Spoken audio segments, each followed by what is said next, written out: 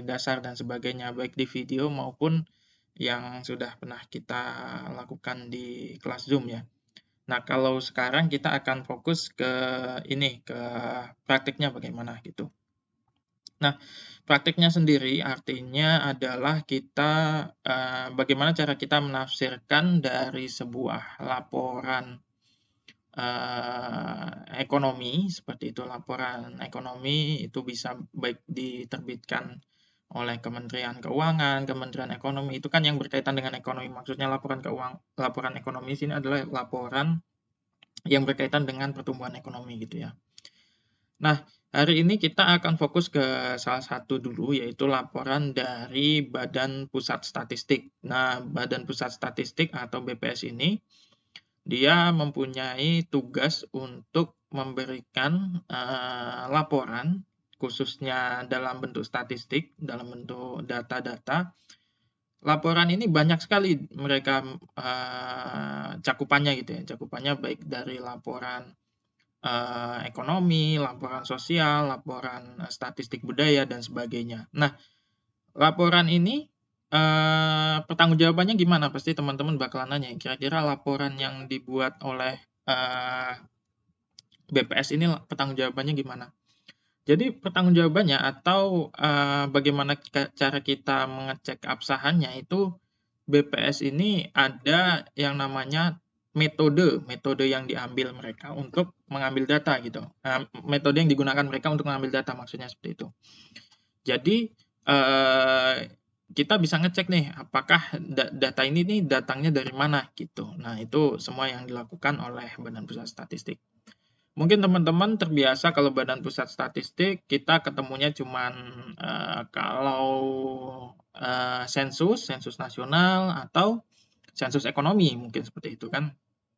Nah, disitulah dasar-dasar mereka untuk mengambil data-data dari pertumbuhan ekonomi atau sosial, budaya, dan sebagainya seperti itu.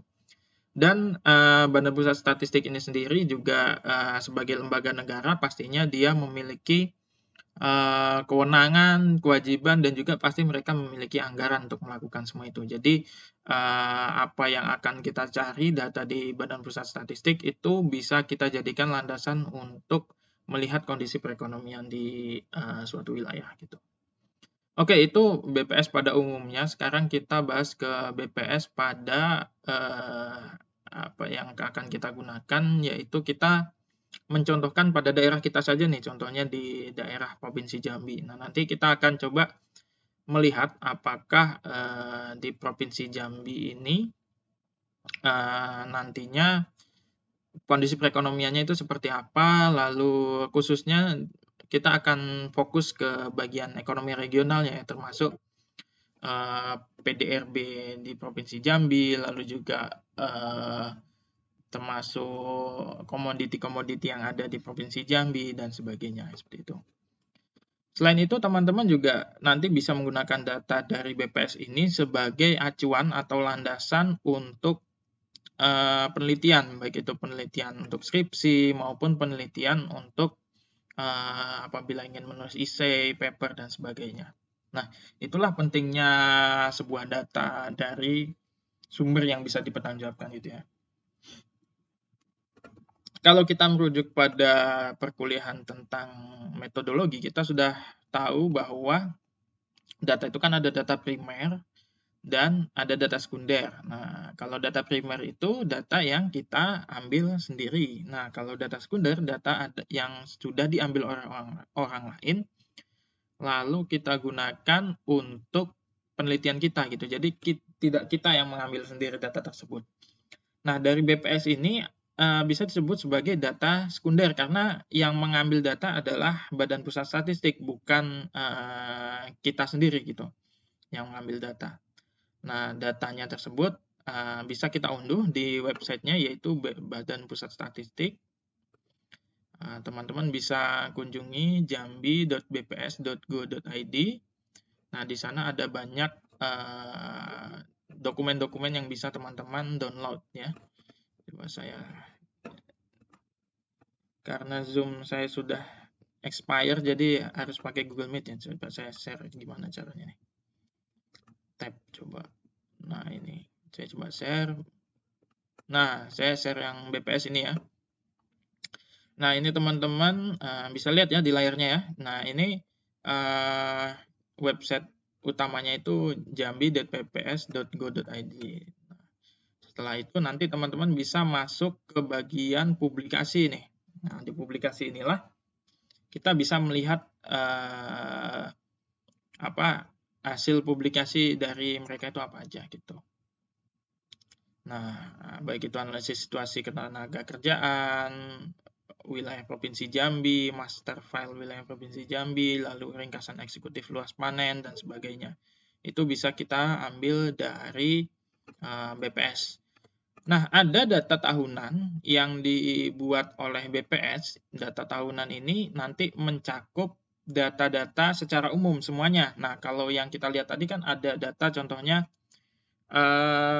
data sebaran wilayah, jumlah wilayah Provinsi Jambi yang update, lalu juga data tentang jumlah panen, misalnya panen padi dan sebagainya. Nah, kita juga ada data yang mereka terbitkan secara rutin gitu. Nah, itu datanya dia memuat baik dari segi pendapatan, PDRB dan sebagainya, semuanya dijadikan satu publikasi disebut dengan dalam data ya. Jadi kalau dia nasional namanya Indonesia dalam data. Kalau Jambi berarti Jambi dalam data. Nah, teman-teman bisa download di website tadi, publikasi. Nah, saya share dulu. Oh, Jambi dalam angka bukan dalam data. Saya share dulu sebentar. Tab jendela.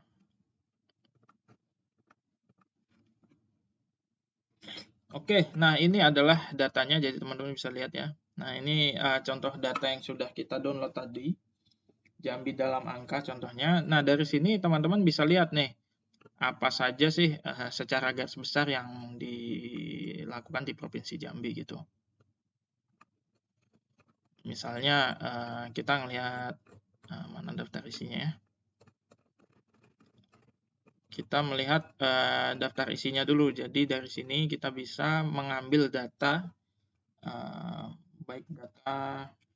Nah, data demografi, data pemerintahan, penduduk, sosial, pertanian, pertambangan, manufaktur, pariwisata, turis, dan sebagainya itu. Nah, untuk ekonomi regional kan kita belajar tentang kewilayahannya. Jadi kita lihat dulu yang data dari geografinya ini. Data dari geografi ini nanti akan memuat jumlah provinsi Jambi dan sebagainya. Jumlah kabupaten maksudnya, jumlah kabupaten, lalu juga daerah dan sebagainya. Nah, secara geografis terakhir ini adalah jumlah dari masing-masing ukuran dari wilayah dari masing-masing kabupaten yang ada di Provinsi Jambi dengan 2 kota ya. Jadi ada 2 kota utama, yaitu Kota Sungai Penuh dan juga Kota Jambi. Seperti itu. Nah, sedangkan ada beberapa daerah-daerah lain, daerah-daerah kabupaten-kabupaten lain yang ada di Provinsi Jambi gitu.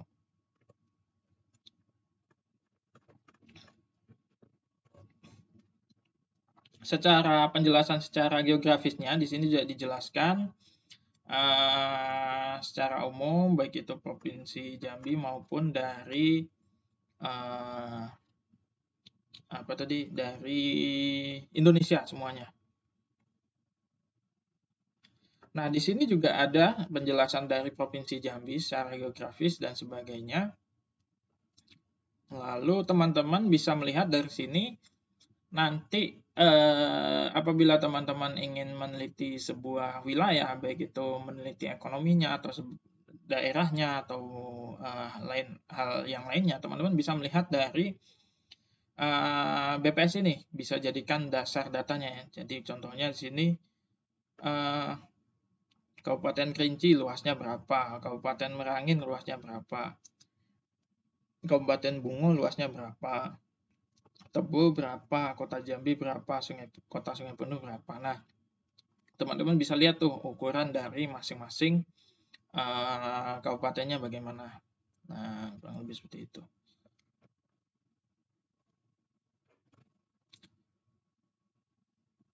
Oke. Dari sini teman-teman sudah bisa melihat ya kira-kira gambarnya bagaimana. Kita akan langsung ke materi ekonomi regional yang berkaitan dengan ekonominya. Nah, kita hari ini coba lihat yang yang tambang. Pertanian, kehutanan, peternakan, agriculture, pertambangan, industri manufaktur. Kita lihat yang bagian tambang. Ini ada di 427.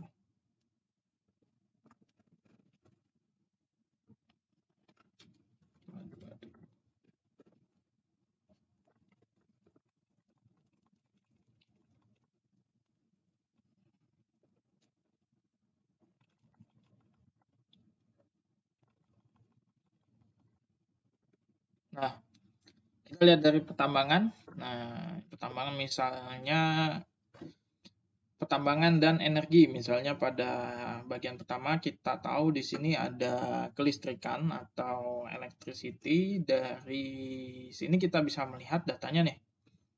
Berapa jumlah daya atau tenaga listrik yang terpasang. Lalu juga yang terjual itu berapa dan pelanggannya berapa. Nah, gitu. Jadi kita bisa lihat nih. Lalu juga ada air bersih, nilai air yang disalurkan, dan juga jumlah pelanggannya. Nah, selanjutnya penjelasan teknis ini bisa teman-teman jadikan dasar sebagai penelitian ya. Misalnya kita akan melihat penelitian dari segi minyak bumi misalnya. Minyak bumi adalah campuran hidrokarbon dalam bentuk cair yang diperoleh dari lapisan bumi. Nah, definisi teknis ini yang teman-teman bisa gunakan sebagai landasan untuk penulisan skripsi atau penulisan penelitian lainnya. Tentu definisi ini sudah bisa dipertanggungjawabkan ya oleh Badan Pusat Statistik, yang pasti mereka juga menggunakan penelitian-penelitian untuk menjelaskan sebuah definisi ini gitu. Nah, di sini juga ada penjelasan, misalnya di Provinsi Jambi ada 2 UP3, yaitu UP3 Jambi dan UP3 Muara Bungo.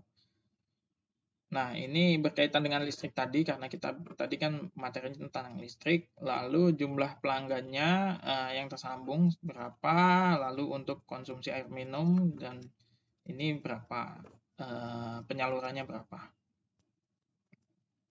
Nah, kita bisa lihat juga jumlah produksi air minum yang dikonsumsi di Provinsi Jambi itu berapa. Nah, kita lihat di bawah sini. Ada sumbernya. Nah, ketika teman-teman mengutip dalam penelitian atau skripsi atau paper atau artikel dan sebagainya, teman-teman harus bisa mencantumkan sumber aslinya, karena ini sumbernya di BPS, namun dia mengambil sumber aslinya adalah dari PDAM Kota Jambi. PDAM Kota Jambi. Nah, lalu dapatlah jumlah produksi air minum yang dikonsumsi di Provinsi Jambi. Seperti itu.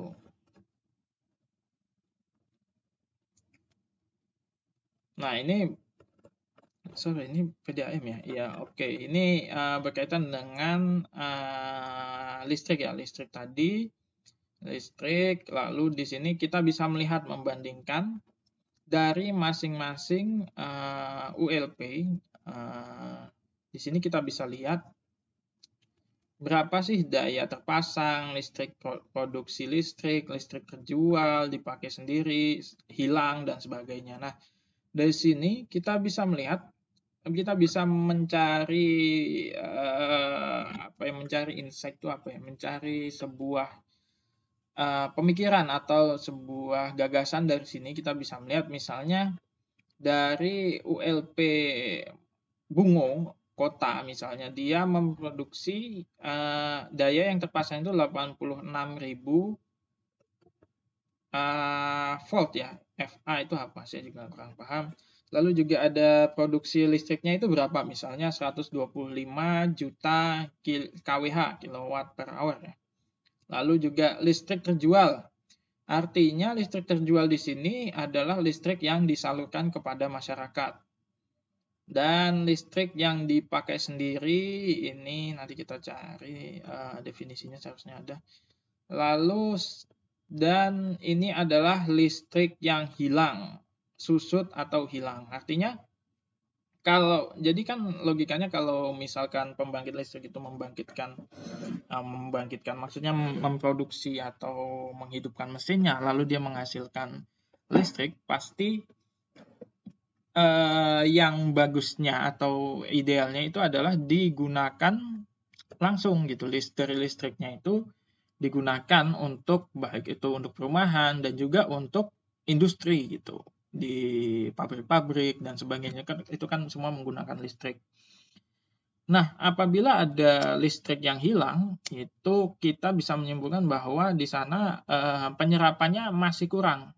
Bisa jadi karena industrinya belum maju, atau bisa jadi karena banyak masyarakat belum terpasang misalnya di listrik di rumahnya dan sebagainya gitu. Nah, itu salah satu contoh untuk menganalisis ekonomi kewilayahan berdasarkan wilayahnya. Misalnya untuk ULP Bungo Kota, Bangko, dan UP3 di daerah Muara Bungo, lalu ULP di daerah-daerah lainnya. Kita bisa melihat sisa kelebihan listriknya di sini. Nah, kita bisa lihat tuh mana daerah yang kelebihan listriknya banyak gitu, jadi listriknya nggak kepakai gitu. Jadi logikanya adalah pemerintah atau PLN. Nah, jadi kalau yang membangkit listrik itu, pembangkit listrik namanya ada perusahaannya sendiri ya, perusahaan pembangkit listrik itu. Nah, setelah itu listriknya dipakai oleh PLN. Lalu setelah dipakai oleh PLN, PLN itu akan memberikan listrik itu kepada masyarakat gitu ya. Nah, kalau ada sisa berarti kan listrik itu tidak terpakai, seperti itu. Kita juga bisa melihat jumlah pelanggan dari masing-masing daerah, dan bisa lihat di sini masing-masing daerah di mana kota itu memiliki pelanggan yang sangat banyak ya, sangat banyak dibandingkan dengan daerah lainnya. Tapi di daerah-daerah lainnya juga memiliki pelanggan-pelanggan juga ya, pelanggan-pelanggan yang pasti bertumbuh tiap tahunnya, seperti itu. Misalnya di Bangko 81, 88, 93, 97, berarti ada pertumbuhan di sini dari pelanggannya, jumlah pelanggannya dari ULP Bangko ini. Yang pasti karena dia ULP di Bangko, maka dia akan memberikan listrik pada daerah-daerah sekitaran Bangko ya, seperti itu. ULP Sawangun dan sebagainya.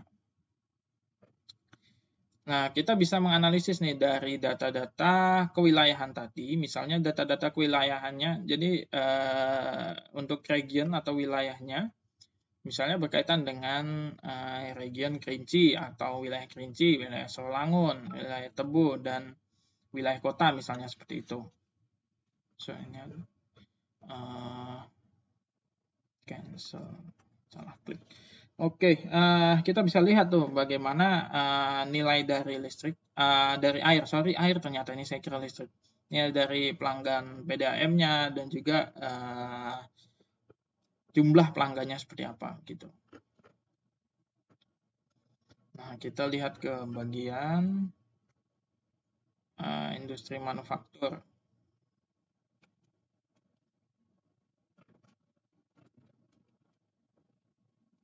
Oh, kita ke ini aja, ke bagian industri.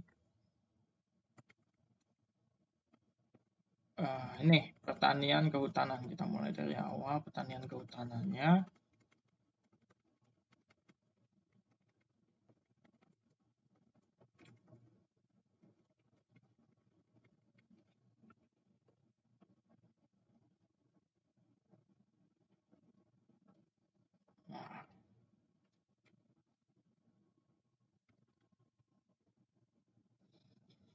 Nah, kita kemarin sempat di awal-awal kuliah kita sudah membagikan kuis ya, kuis kira-kira daerahnya itu di Jambi itu penghasil apa sih gitu.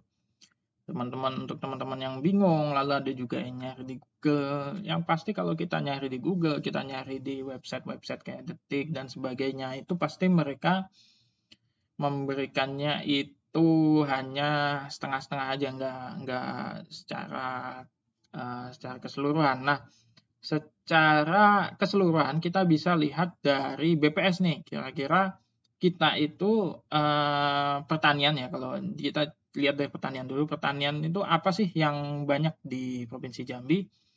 Karena ini datanya adalah 2022, maka yang sudah didata adalah untuk yang tahun 2021 untuk produksi. Bisa kita lihat di sini jumlah produksinya, misalkan nanas itu 244.000, KW itu kuintal kalau nggak salah ya, 204.000. Lalu durian 270. Nah, kalau kita lihat di sini yang paling tinggi adalah pisang ya, pisang 600.000 kintal. Ini untuk buah, lalu kita lihat juga untuk produksi daging. Nah, daging ternak dan unggas di Provinsi Jambi itu untuk daging sapi itu ada 5.570. Lalu misalnya daging ayam itu ada 47.000, lalu ada daging ayam kampung, ayam petelur, dan juga itik gitu. Jadi kita bisa melihat semuanya, termasuk jumlah babi itu ternyata di Jambi itu ada 205 ton. Jadi di Provinsi Jambi ini jumlah produksi daging babi itu lebih banyak dibandingkan produksi daging domba. Nah, kita bisa melihat tuh salah satu contoh dari produksi di suatu wilayah gitu ya, di suatu wilayah, dalam hal ini kan Provinsi Jambi. Nah, wilayah Provinsi Jambi ini meskipun misalnya jarang orang yang memakan babi, ternyata produksi babi itu lebih tinggi daripada domba misalnya seperti itu. Tapi sudah tentu ini lebih rendah daripada kambing ya. Seperti itu. Nah, nanti teman-teman bisa bukan mengkaitkan, membandingkan dengan daerah-daerah lainnya juga pasti tentu. Oke, contohnya seperti itu. Kita langsung aja ke datanya. Tadi data secara umum ya, lalu kita bisa melihat nih data secara lebih lengkap. Nah, ini kita bisa lihat data untuk tanaman pangan. Kita bisa melihat data dari tanaman pangan di sini.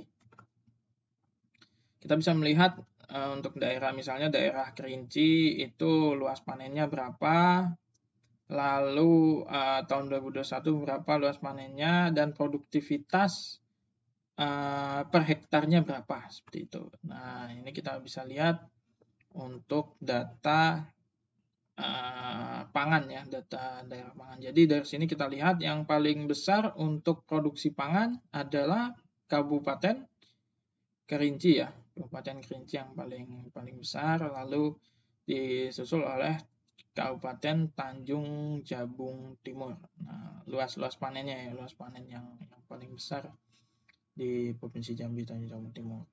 Nah, ternyata di tahun 2021 itu luas panennya berkurang nih, dari misalnya Kerinci dari 19 jadi 18, sedangkan di Tanjung Timur dari 12 menjadi 7 juta. Nah, apa yang terjadi? Nah, itulah yang akan dijawab. Misalnya kita akan melihat penelitian apakah apa yang menyebab itu bisa menurun gitu.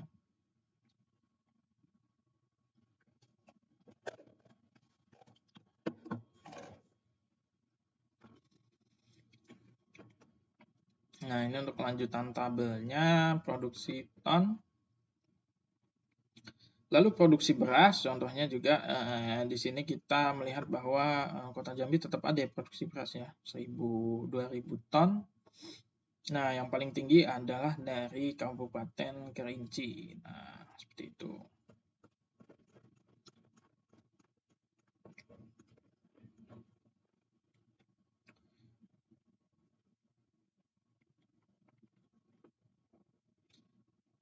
Nah, kita lihat ke tanaman sayuran nih. tanaman sayuran dari kabupaten dan kota.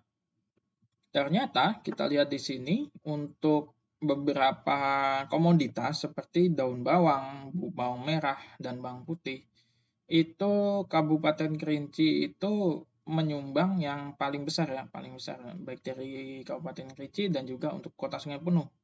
Itu mereka memiliki produksi untuk masing-masing ini bawang merah, bawang putih dan sebagainya karena memang daerahnya yang di kaki gunung ya, jadi pasti dia lebih subur dibandingkan dengan daerah lainnya. Dibandingkan dengan daerah lainnya tidak ada produksi. Tanjung Jabung Barat misalnya dia tidak ada produksi, Tembo tidak ada, Bungo ada, bawang merah seperti itu. Nah dari situ kita bisa lihat untuk masing-masing produksi sayur-sayuran, lalu juga makanan pokok dan sebagainya itu bisa kita lihat dari data ini. Gitu. Selain itu juga ada kalau kita ingin melihat pada daerah-daerah lainnya, kita tinggal melihat pada data dari Provinsi Jambi kalau ini ya. Kalau kita melihat se-Indonesia berarti Indonesia dalam angka seperti itu. Nah, sedikit lagi mungkin tentang data wilayah. Ini teman-teman bisa menjadi rujukan ya untuk jumlah wilayah dan sebagainya di Provinsi Jambi pada semester 2 2021. Jadi ini jumlah wilayah terakhir ya, belum ada data yang terbaru.